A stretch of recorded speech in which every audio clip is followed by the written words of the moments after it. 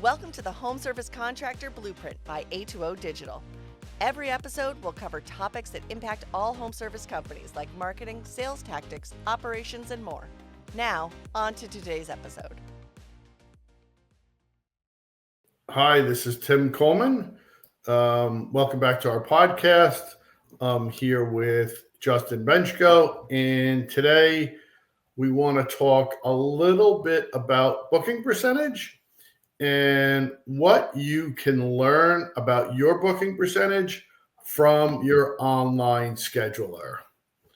So obviously, when you look at most businesses now, you see some type of online schedule on the website. I feel like this is a big difference from 5 years ago, where it would be unusual to be able to book online with a plumber or an HVAC guy or a garage door company, but today it's more commonplace.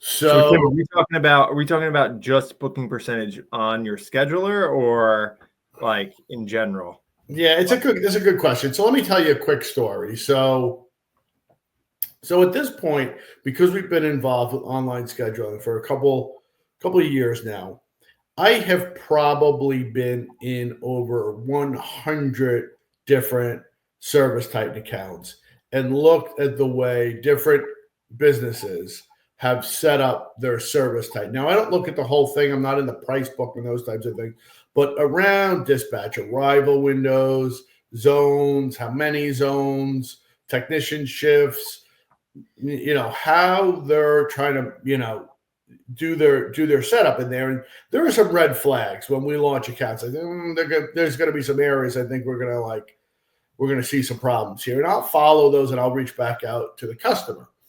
And I called a customer. This is probably 3 months ago now. And I wanted the point of the meeting was for me to go over with them where I felt like there was opportunities in their service side and how they could translate it to better numbers in their online schedule. And the first thing the guy said to me, I met with the general manager. He said, I just got this phone call from my phone answering service, and they told me I missed 60 calls last month. And it was because of the way the service type was set up and the way that they, and that has implications operations. I know it's just not a computer setup, but when you say missed 60 calls, you mean like customer calling and we couldn't answer the phone quick enough, so they hung up? Is that what you're saying? No, thank you for clarifying. Customer called, wanted to book an appointment. There was not a time available at the time the customer wanted. So they said, all right, I'll call you back, whatever. Let me see. And they called another company, found a more convenient time. And that was revealed. That problem was revealed to both the phone answering service, but you could see it instantly when you looked at the dashboard on the online scheduler. So what my thought process here is, any business that has an online scheduler, if they know what to look at, your online scheduler, nobody has to compile those numbers. That dashboard's put together with you. It's in real time. Business owner can access their numbers from an online scheduler immediately, and they can start to understand if the information customers are looking for are not being presented to them in a certain way, and you can look at drop-offs and that type of thing. So what I thought, just to make sure everyone's clear on this. So we're talking about whether it's on your online scheduler or someone's calling to try and schedule an appointment. And I think this is most important for service and like repair brands. So like your plumber, your garage door, HVAC, things like that, where they're trying to get something fixed in their home, right? Like if you're looking for, a new roof or a new siding in your house, or like more home renovation stuff, like time and speed to get out to them isn't quite as important. It still can be an issue if you say, I can't get out to you for a week, but especially with service related stuff, they have something broken in their home and you say, oh, I'm going to get out to you in a week. Your AC is broken. It's 100 degrees out. I'll get out to you in a week. You're not scheduling that. So that's where we're talking about here and how that can play a big impact on whether you get the job. So sorry, I'm not sure if we were totally clear on that. And anyway, you can keep going. No, that's a helpful clarification. I look at this stuff all the time, and it's never in that context in my brain because I went past that already. So thank you for for clarifying that. So when we're looking in on the online schedule, if you have an online schedule on your site, you can go and you can look at the dashboard now, and you're going to find people drop off in 3 main areas. So the first thing on any online schedule, the person's probably going to have to tell you something about the problem. There's going to be a job type. I'm a plumber. I have a leak. I'm a HVAC guy. I got broken AC. Right? They're going to have to give you a job type, and they're going to tell you their zip code. And then from there, they're going to advance to something that's going to allow them to see your schedule. When do you have availability? You can expect some drop off there. When you present the calendar, there will be a certain drop off. The next thing is you're going to start asking them for some personal information. You're going to need their name, their address, their email, all that type of stuff. There will be a drop off when you ask them for personal information. And then lastly, the last place, and this is especially true like the types of business that you were just describing, Justin, if there's some type of service fee and they read the terms of booking and there's a service fee involved in that, you're going to see a drop off. So there's 3 main areas of the drop off, and 2 of them as a business owner, you can impact with the way you set up service time in the operation of your business. And then lastly, you can with how you manage communication of the service fee, how you charge the service fee, all that type of stuff. So what I want to do is I'm going to first give you some benchmarks from our customers. And then just, I know you're involved with a couple of home service business. I'll share with you their numbers versus the benchmarks and get into maybe a little bit of the reasons why. So let's start with the benchmarks themselves. So these benchmarks are based on these are the benchmarks for our customers the last 30 days. So we have, there's over 8,000 bookings, 8,000 online bookings were completed in the last 30 days for over 100 customers. And these are kind of the averages that we see across that. So you can look, if you have an online schedule, you can go look at these and see your benchmarks. Okay. So you have folks, they visited your site. They clicked on schedule now, book now, whatever you have on your site. They told you the job type. They told you their zip code. And now they're looking at a calendar. You've communicated to them when you have availability. The average drop off we see is 28%. 72% will actually select a time and advance to the next step. 28% at this time will drop off. What is my first question with that? What is the range there? That's the average. What do we see on the high end and what do you see on the low end, and how much can like managing your availability and what you show there make a difference? Yeah, on the high end, I see a couple of people who are just over 80%. So okay. 80%. I think there's some percentage of people who just come to find availability. Maybe they call, then they go back and talk to a spouse. I think there's some percentage of that. You're never going to get 100%, right? But you're trying to move the needle as much as you can to get as high. Yeah, as we're getting a few. We get a few that are over 80% there, and those people tend to have something set up. I'll say just like some type of overflow container. So they never show a customer unavailability. And the way we measure unavailability, just so everybody knows, you can measure it in drop-offs. We have another metric that we use called unavailability, and we'll count one if a person puts in their job type and their zip code and they do not see any availability for that job type in the next 24 hours, I'll track that for our customers. And I'll let them know about that, because that's something they can look in the zone. They can make adjustments and that type of stuff. So if you never show a customer unavailability within 24 hours, you can get that number to 80%, maybe even a little higher. That's what we feel like for a lot of times is like the magic number, right? You want to be able to get out to them within 24 hours. So we've built that tool in to be able to notify that, you as the business owner, whoever you want on your team, to be able to know, hey, in this case, we're booking more than 24 hours out. You're going to not book as many people, so you can make adjustments or, figure that out from there. So, yeah, because a dispatcher is such a hard job and they get so busy. We can send them an email, an alert, real time, say, listen, the customer is just on your scheduler. They didn't see availability. It gives them the zip code that they're in so that dispatcher can see the zone that got booked. They just get that immediate reminder. Maybe they can move another tech into that zone or make some availability, do something. So you kind of limit the damage. If you can crack the code on availability, you can get that number to 80%. And if you can do that, you're going to see a much higher percentage of people advancing, obviously. What's the low end, Tim? Do you know, you might not have this in front of you, but what do you think when people that like, they're short on technicians and they like, no matter what they do, they can't show up. Where can that drop down? I've seen it dip below 60. Yeah. And then that's a real bummer because when it's below 60, like all your other drop-offs now are like of a much smaller number. So you could end up with a very low number completing.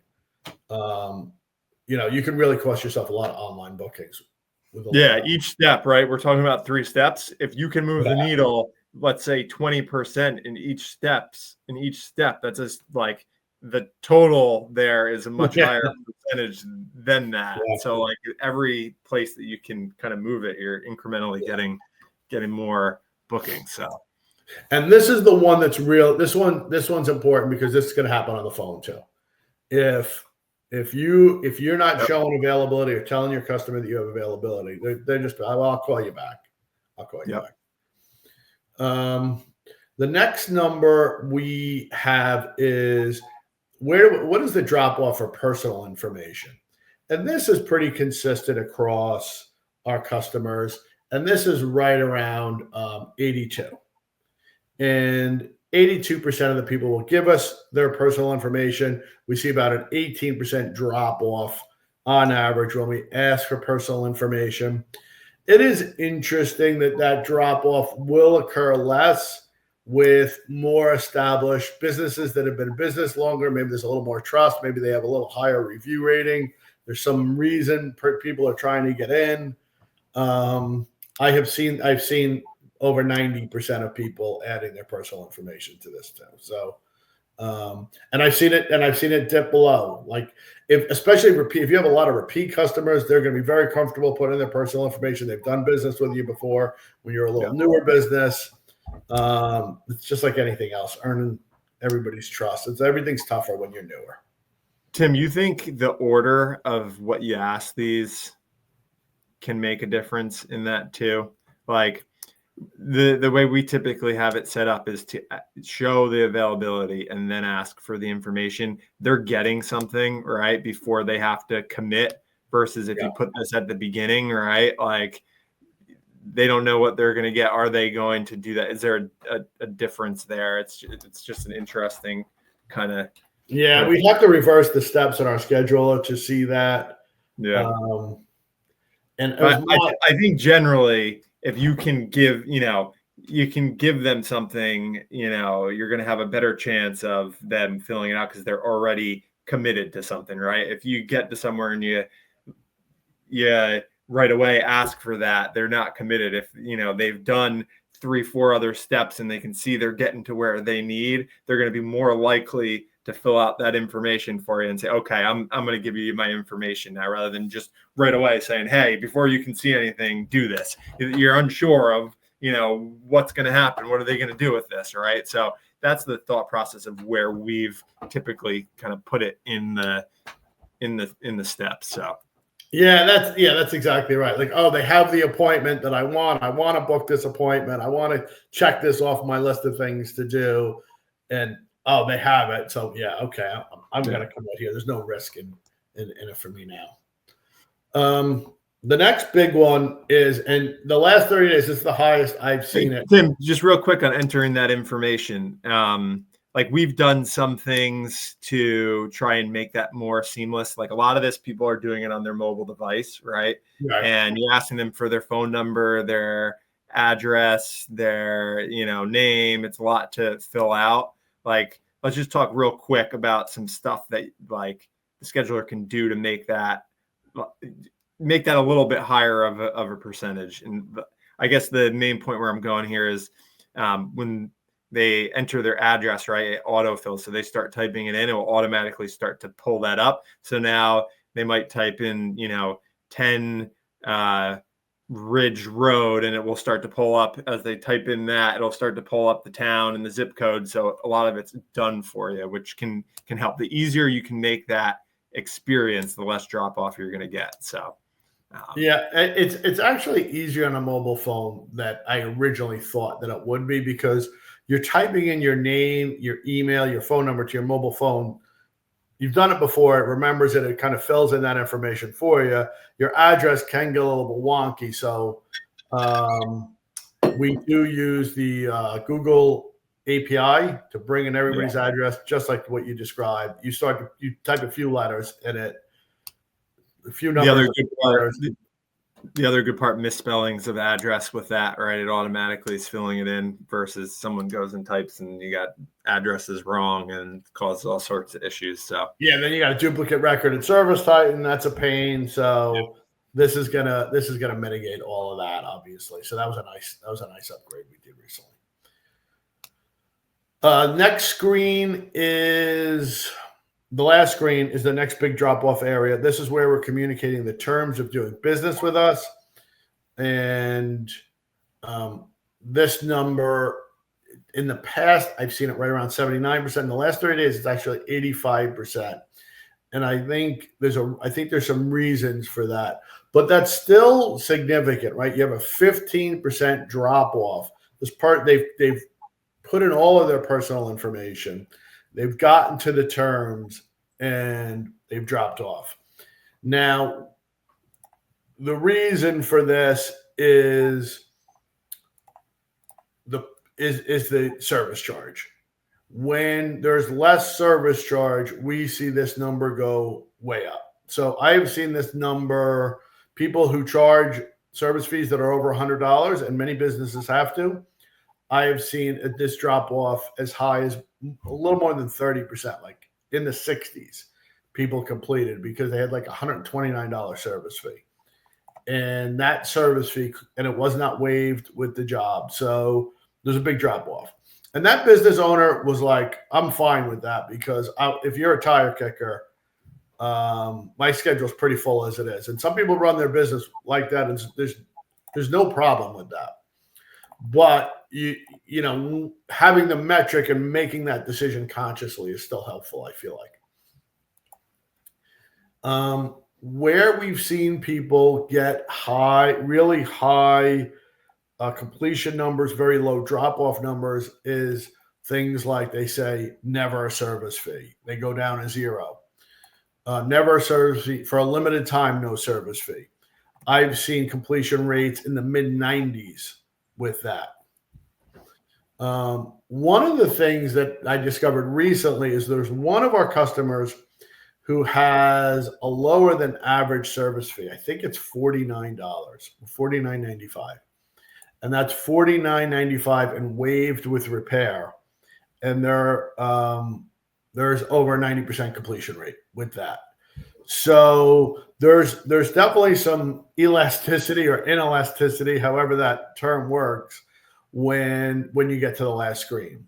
So as a business owner, there's a lot of reasons to charge a service fee, and a lot of good reasons. And just kind of this metric, using your online scheduler will allow you to play with that number, and then you can see, and you can if you play with a little bit, you can find the magic. And all you have to do is meet with your techs one time and say, listen, I'm going to play with this number. And the way at least Street to Fleet works is if the business owner changes the service fee, say it's $69 and they move it to $45, that technician could go on two different jobs that day, and the service fee to quote it to the customer could be two different but it will be on their iPad, right? Because Street to Fleet will put the service fee right into notes. So you just got to train the technician. Listen, I'm playing with the service fee. You're going to see sometimes it's 49, sometimes 59, sometimes 69. I'm trying to find the right number for our business.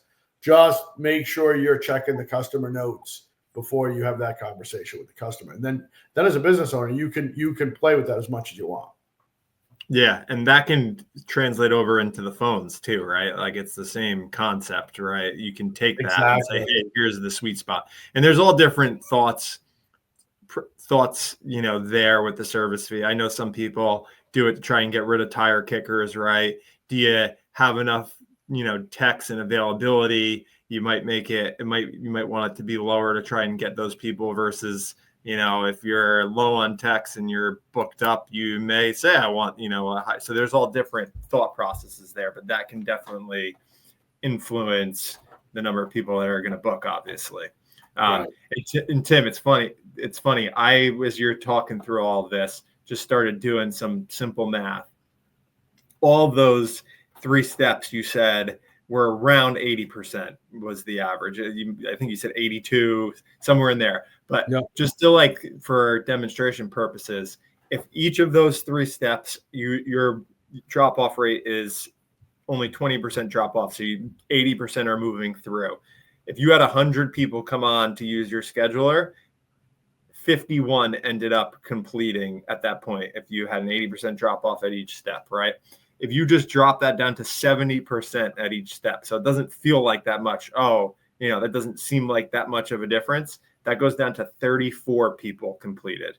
So very significant, almost 50% difference in the amount of bookings you would get just by moving that number a little bit, which is, that's where the compounding of, each step comes into play. And if you're getting hundreds and hundreds of, people, you can move the needle potentially close to 50% by moving these numbers, a small amount, and how many people are booking. It's it's very impactful if you can kind of make small tweaks to move things a little bit. So anyway.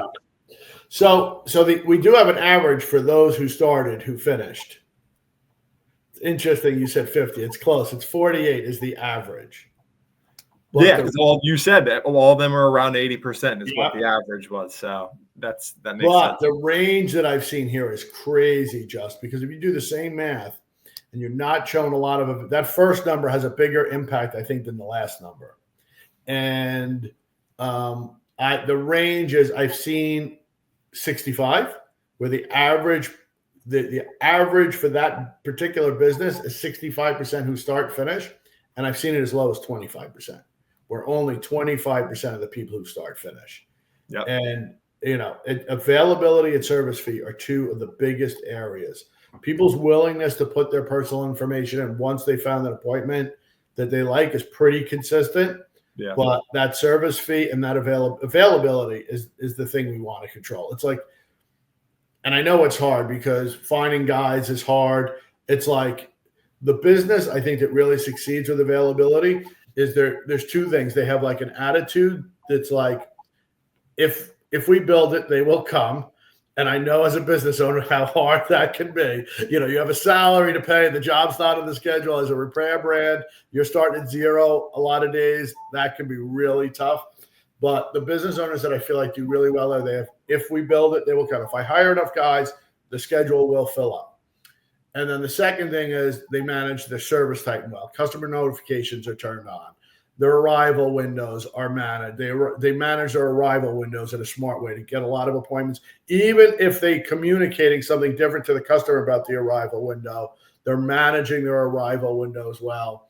And how does that make a difference with the arrival window? Can you talk about that? So some of the worst performing ones that we saw, and I've met with these businesses and changed this, is they might set up the service titan to have 2 arrival windows, each 4 hours. So in the entire day, they have an 8 to 12, then a lunch, then a 1 to 5, and they present so few appointment options to their customers that they murder availability.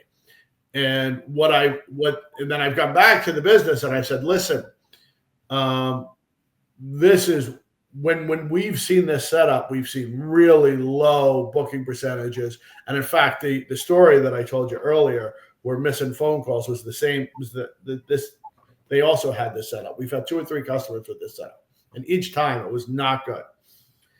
And when you go to 2, so the business would say to me, Tim, I need a 4-hour window. My service area is 1 hour across it. I said, all right, no problem. This is what we do.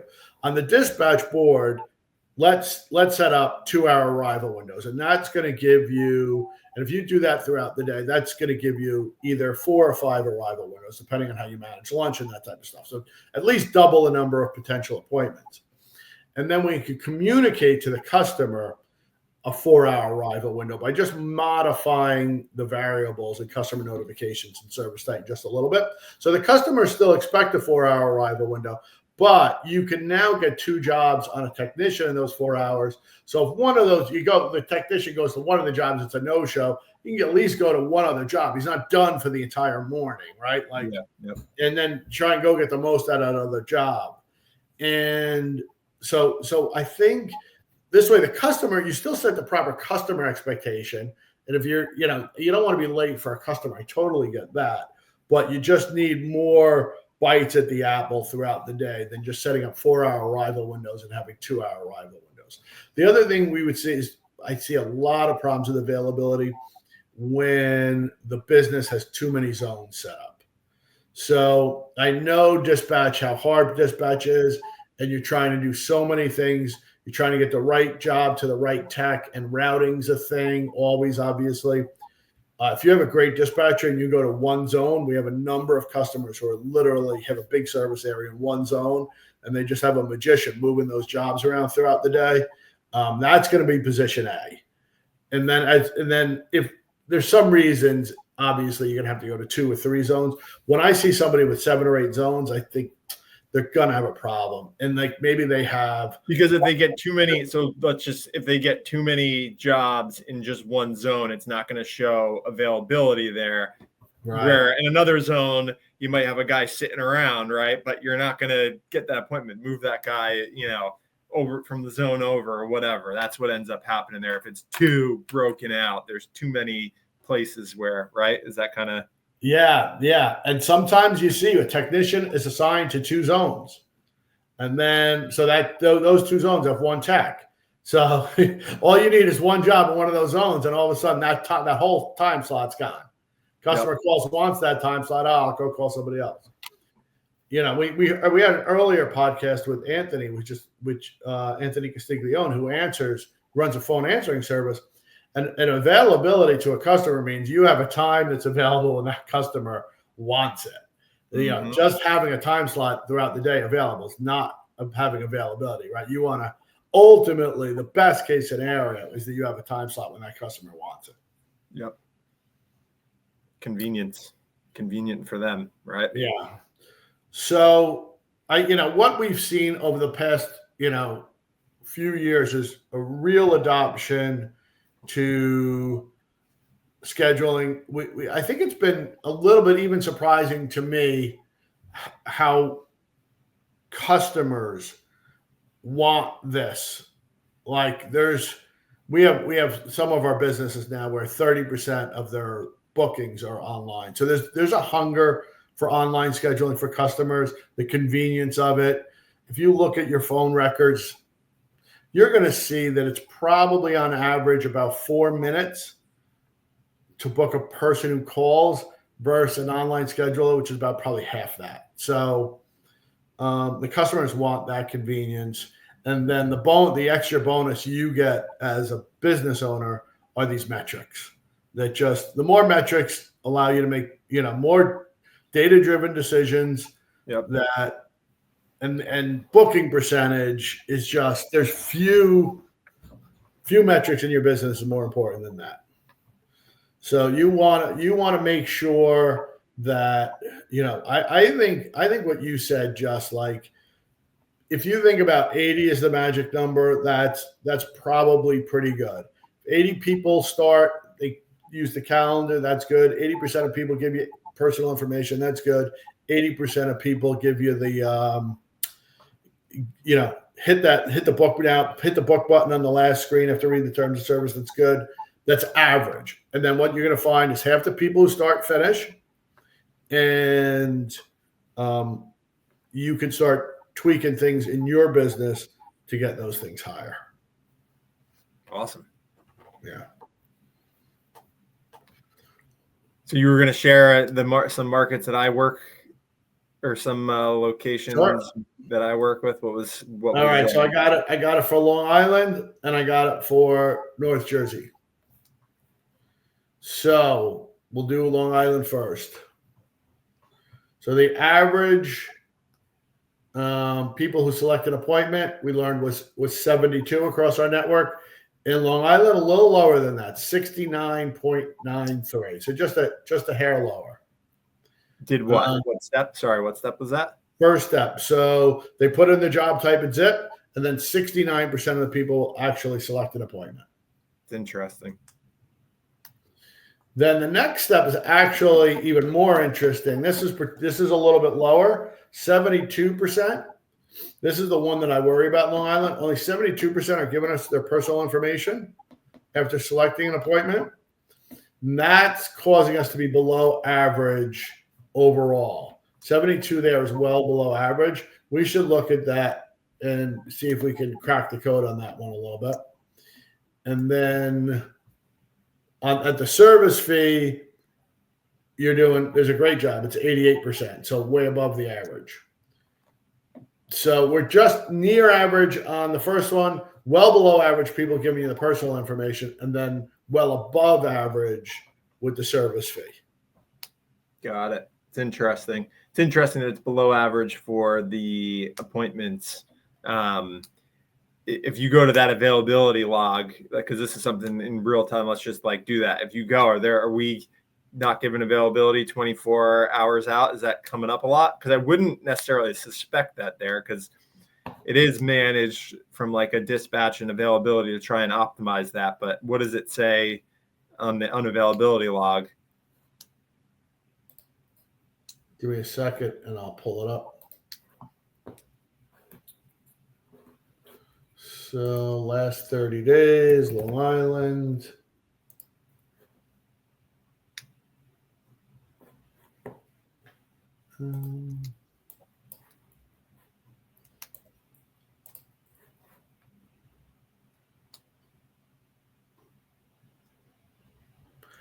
It's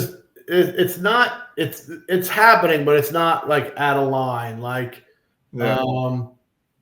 For repair, 1, 2, 3, 4, 5, 6, 7, 8, 9, 10, 11 times that happened out of 114 bookings. Actually, you're right around 10% of bookings people aren't seeing. So we could probably get that a little bit better there.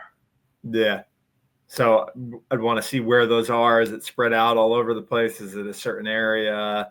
Yeah, there's more to dig into to see if there's anything you can do to improve it. Yeah, and that report gives you zip codes and everything, so you'll be able to dig into that to figure that out, so you can see what zone it's happening in, for sure. But 72% of the time, people are dropping off with their personal information. That's the one that I really don't like. And then only 43% are going on to complete. Even though that appointment, people are selecting an appointment and they're hitting the book now at decent rates, their unwillingness to give their personal information. I don't know if that's New York distrust or. Well, what percentage is new versus repeat would be another question there. I know we talked about if you have more repeat business, there's more trust already built up. So is that a higher percentage? I definitely would have some questions there, but it's interesting. Yeah. Now let's go to North Jersey. North Jersey is above average with people selecting an appointment time. 77% of the people who put in a zip code and job type will go on to select an appointment. 81% of people are giving us their personal information. So that's 9% higher than Long Island and pretty consistent what we see across the network. 81 number is a lot more in line with what I would expect. And then a good number for people who will actually read the terms of booking and go on to book, 84. So we see what we're seeing is 50% of the people who started finished, which is right on average. The other interesting thing with it, this is just a full transparency here. New Jersey or North Jersey is a market we do a lot of testing in. So those numbers are driven to some extent by different sources. There's a total of 300 bookings here. So this is a business that does a tremendous amount of online booking, right? Yep. But they're also getting their online bookings from a lot of different sources, more than any other one we're currently managing. Reserve with Google, they had 18 online bookings from their GBP listing. So they have Reserve with Google. And then this one also has an AI chatbot on the site, and which can book through this. They got 21 bookings. AI booked 21 on chat. And then there were 23 from, a national franchise site. So those are really good numbers, especially considering they're coming from a lot of different places with this particular business. So yeah, and the more we can push people to that, the better, right? Like you said, when you call someone, you're on the phone for 4 or 5 minutes, right? You're getting hundreds and hundreds of calls.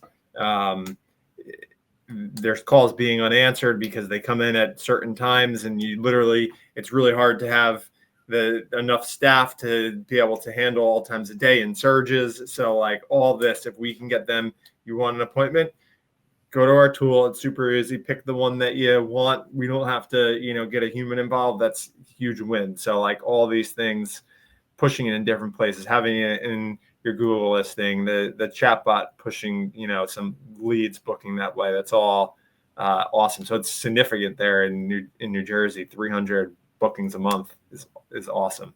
So yeah. And when you're a business owner and your SEO or your PPC guy reports out to you at the end of the month your lead volume, there's nothing more value than an online booking. You want to measure a live chat versus a contact form versus a phone call versus an online booking. Online bookings are 100%. Yep. They're on the dispatch board, and they're typically above average customers. So tremendous value in online booking. All right. Anything else we want to talk about today, Just? No, I think I'm good from my end.